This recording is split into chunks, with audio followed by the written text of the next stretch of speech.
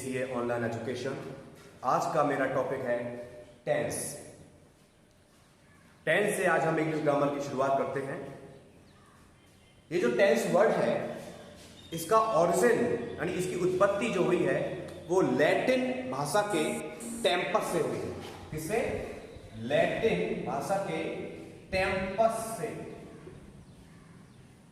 Tempest का अर्थ होता है टाइम, और टाइम को हम बोलते हैं हिंदी में समय। यानी टेंस को हम टाइम भी बोल सकते हैं। Time is a synonym of tense. Hindi में टाइम को समय बोलते हैं और टेंस को हम काल भी बोलते हैं, और काल भी समय का पर्यायवाची है। यानी टेंस कहो या टाइम कहो, बात एक ही है। अगर हम टाइम की बात करें तो टाइम तीन ही प्रकार के होते हैं, यानी समय भी तीन प्रकार के होते हैं। जैसे एक समय जो बीत गया, एक समय जो आने वाला है, और एक समय जो चल रहा है। इसी के आधार पर टेंस भी तीन प्रकार के होते हैं: प्रेजेंट, पास्ट, फ्यूचर। वर्तमान, भूत यानी जो बीत गया, फ्यूचर भविष्य जो आने वाला है। ये तीन प्रकार होते हैं टेंस के। टेंस के अलावा आपने एक और वर्ड सुना होगा, सेंटेंस। अगर हम इस सेंटेंस का संधि विच्छेद करें, जैसे हिंदी में संस्कृत में करते हैं, तो इसका संधि विच्छेद होगा sense plus tense is equal to sentence. Sense को बोलते हैं अर्थ, टेंस को बोलते हैं समय। यानी ऐसा कोई कथन, ऐसा कोई स्टेटमेंट जिसका एक अर्थ हो और जिसमें समय दिया गया हो, वो सेंटेंस होता है। किसी भी सेंटेंस में समय बताने का काम करती है वर्ब, यानी क्रिया। Verb is an integral part of any sentence. Verb किसी भी सेंटेंस का सबसे महत्वपूर्ण पार्ट होता है, क्योंकि वर्ब ही बताती है कि उस कार्य को करने का समय क्या है। ठीक? और किसी भी टेंस में, चाहे वो प्रेजेंट हो, चाहे पास्ट हो, चाहे फ्यूचर हो, क्रिया की चार परिस्थितियां हो सकती हैं। जैसे पहली हो सकती है इंडेफिनिट, दूसरी होती है कंटिन्यूअस, तीसरी परफेक्ट, और चौथी परफेक्ट कंटिन्यूअस। ये है क्या? समझिए,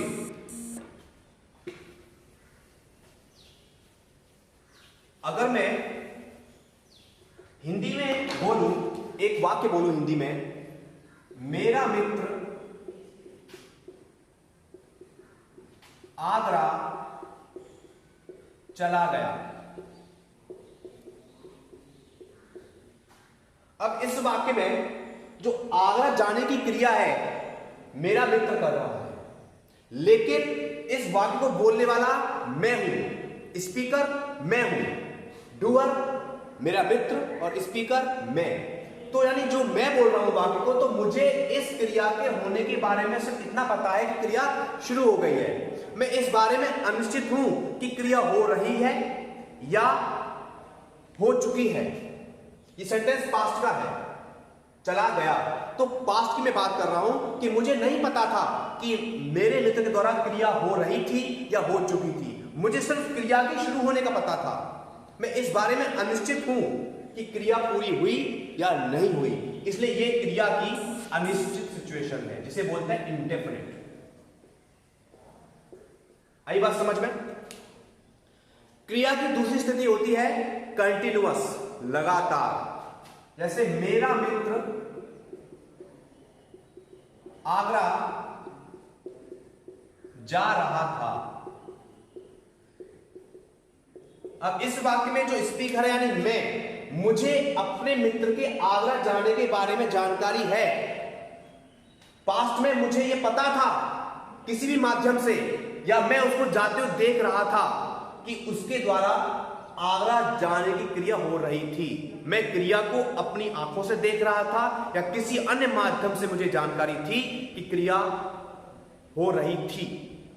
यह हुई क्रिया की लगातार स्थिति, जिसे बोलते हैं हम कंटीन्यूअस। ठीक है। अगली स्थिति होती है पूर्ण।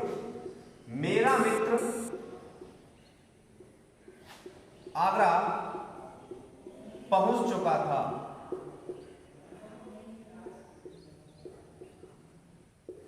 इस वाक्य में मुझे क्रिया के पूर्ण होने की जानकारी है। मुझे कंप्लीट सिचुएशन पता है क्रिया की कि पूरी हो चुकी है, तो यह है पूर्ण यानी परफेक्ट। अगला है वाक्य है या क्रिया की अगली स्थिति है मेरा मित्र 2 घंटे से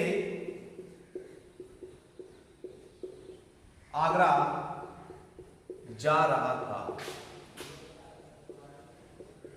अब इस वाक्य में मुझे यह पता है कि 2 घंटे तो क्रिया हुई और बाकी क्रिया हो रही है, यानी पास्ट के समय में मुझे यह ज्ञात था कि 2 घंटे तो काम हुआ और बाकी का काम जारी था।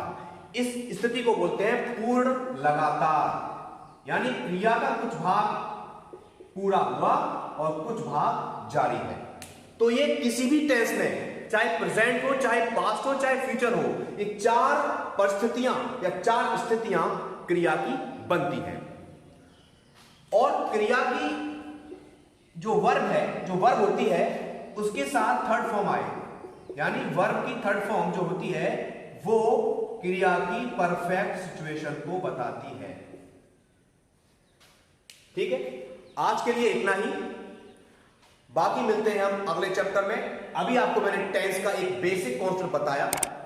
अब आगे टेंस के बारे में और जानकारी नेक्स्ट लेक्चर में आपको मिलेगी। Thank you, God bless.